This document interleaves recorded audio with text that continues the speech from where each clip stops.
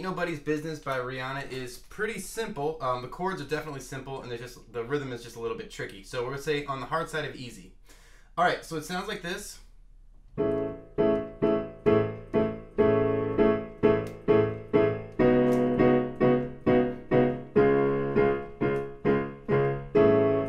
on from there. So just basically 3-chord loop there. So the first chord you need to know is an A major 7. So in your left hands, you want to play A's.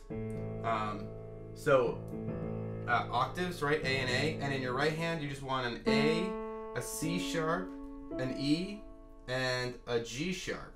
And we'll talk about the rhythm in a second. Alright, and then you're going to switch to this chord, which is a B over a C sharp. And I think you should probably play it like that.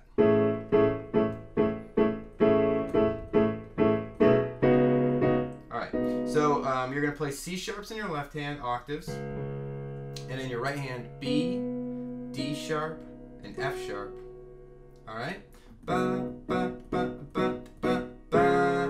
And then you're going to switch to just a regular C sharp. So you keep those C sharps in your left hand where they are, and your right hand is going to play G sharp, C sharp, F. If you can reach it, another G sharp would fill it out. You don't really need it. You can take one of these G sharps out. So you can play it like this or like this. But if you can play both, probably a little bit fuller sounding. Alright, so the one little catch, that's basically the whole song, but there is basically two little things I need to teach you. So A major 7 in the beginning here. 1, 2, and your left hand does this little walk up where it plays B's. It plays B's as it transitions to the C sharp for the next chord. So first chord, watch just my left hand.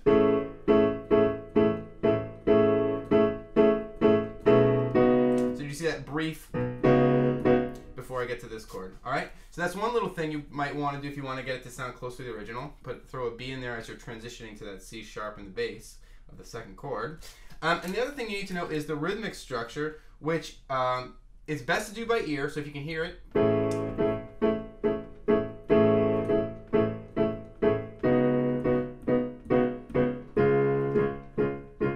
Best to do it by ear and just sort of get the feel. I'm going to give you 2 ways to think about it. One, which is just the sort of looser way, which is to think about holding that first part of the phrase for like a little bit longer.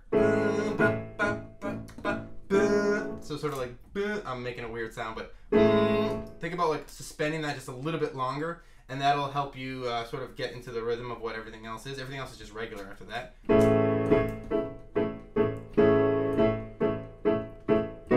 Alright, so that's one way to think about it if you're sort of an ears person. If you really need it to be broken down by the note, I'm going to write out just 2 measures of 1s and 2 and 3 and 4 and. So like pluses, 1s, pluses, and then the numbers and stuff. Well, you'll see above here what I'm talking about.